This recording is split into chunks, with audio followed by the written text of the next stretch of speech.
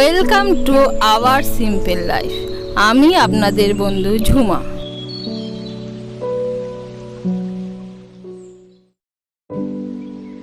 এই চিরসবুজ ফুল গাছটির নাম হলো গ্রাউন্ড অর্কিড বা স্প্যাথোগ্লোটিস প্লিকাটা বা ফ্লিপি পাইন গ্রাউন্ড অর্কিড। এই গাছটি অর্কিডেসি ফ্যামিলির অন্তর্গত। এর আদি বাসস্থান হলো পূর্ব ও দক্ষিণ পূর্ব এশিয়া থেকে অস্ট্রেলিয়া পর্যন্ত। বিভিন্ন কালারের ফুল হয়ে থাকে গ্রাউন্ড অর্কিডে, যেমন হোয়াইট, পার্পেল, পিঙ্ক, ইয়েলো এবং এই সব কালারের বাই কালার। সাধারণত আমরা যে অর্কিড দেখি তাদের মতন ফুল হলো এই গ্রাউন্ড অর্কিড পরাশই নয়। তাই অন্যান্য গাছের মতন পটে এর পটিং মিডিয়া দিয়ে পটিং করতে হয়। মার্চ থেকে অক্টোবর পর্যন্ত এর ফুল হয়ে থাকে।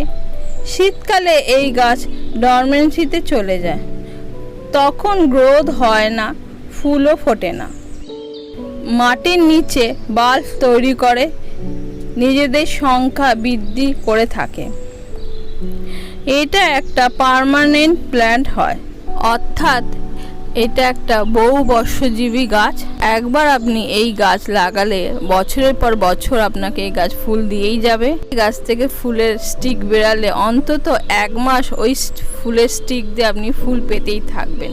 এবার আমি আপনাদের এই গাছের ব্যাপারে কিছু তথ্য জানাবো।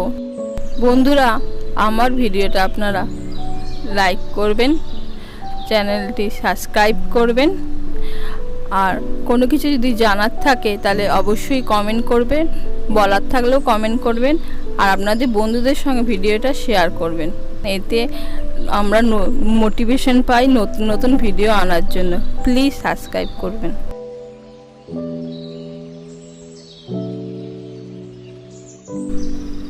গ্রাউন্ড অর্কিডের জন্য সয়েললেস মিডিয়া বেস্ট হয়।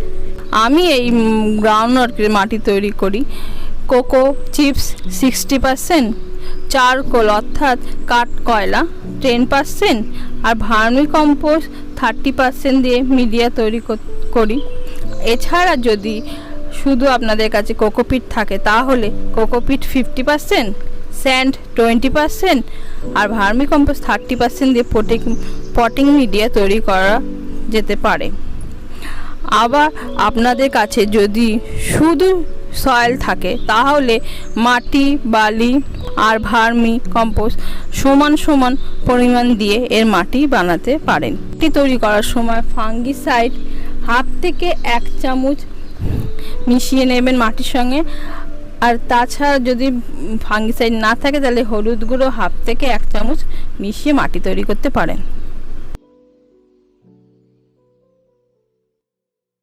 অনেকে গ্রাউন্ড অর্কিড ফুল সানলাইটে রাখেন, কিন্তু আমি আমার গ্রাউন্ড অর্কিডকে সেমি সানলাইটে রাখি।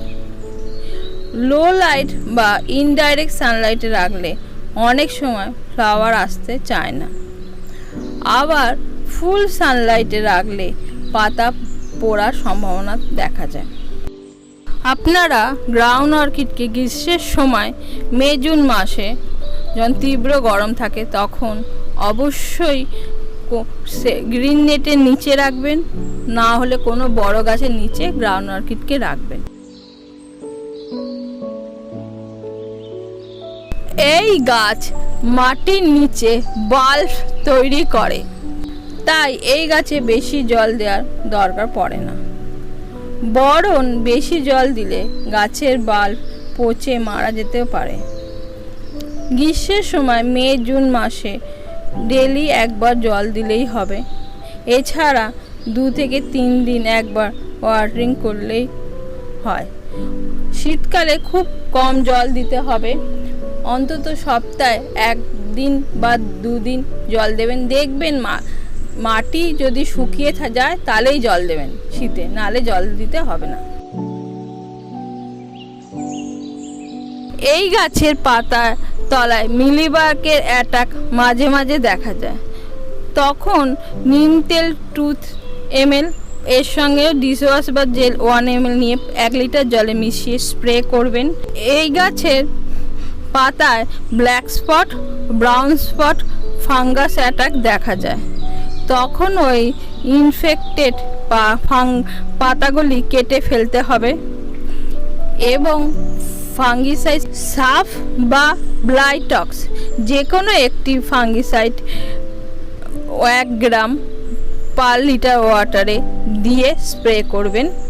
আর সবসময় যে কোনো স্প্রে সন্ধ্যের দিকেই করবেন, এতে আপনার গাছে উপকার হবে। আর যদি আপনার টাইম না থাকে তাহলে ভোরের দিকেও স্প্রে করতে পারেন। আমি এ গাছে ফার্টিলাইজার হিসাবে ব্যবহার করি ব্যালেন্স এনপিকে 19-19-19 বা 18-18-18 2 গ্রাম 1 লিটার জলে মিশিয়ে স্প্রে করি। আর যদি আপনার টাইম না তাহলে গাছ গোড়ায় ঢেলে দিতে পারেন। আর আপনি যদি আপনার গাছে অনেক ফুল পেতে চান তাহলে seaweed liquid 3 ml per litre জলে মিশিয়ে মাসে একবার স্প্রে করবেন, দেখবেন আপনার গাছে ফুলে ভরে যাবে। এই গাছের প্রোপাগেশন আপনারা সিড দিয়েও করতে পারেন বা বাল্ব দিয়েও করতে পারেন। এর ফুল থেকে সিড তৈরি হয়, সেই সিড আপনারা কালেক্ট করে মাটিতে ফেলে দেবেন, দেখবেন নতুন চারা পেয়ে যাবেন। আপনারা যদি একটা বাল্ব দিয়ে গাছ তৈরি করে থাকেন তাহলে 1 বছর পর দেখবেন ওই একটা বাল্ব দিয়ে অনেকগুলো বাল্ব তৈরি হয়ে গেছে। ওই বাল্বগুলো আপনারা নিয়ে আলাদা আলাদা মাটিতে বসিয়ে নতুন চারা পেয়ে যাবেন। তো বন্ধুরা, আমার ভিডিওটা আপনারা লাইক করবেন, শেয়ার করবেন, আর কোনো কিছু জানার থাকলে অবশ্যই কমেন্ট করবেন। আর আমার চ্যানেলকে আপনারা সাবস্ক্রাইব করবেন, প্লিজ সাবস্ক্রাইব করবেন। বাই। আপনারা ভালো থাকবেন, সুস্থ থাকবেন।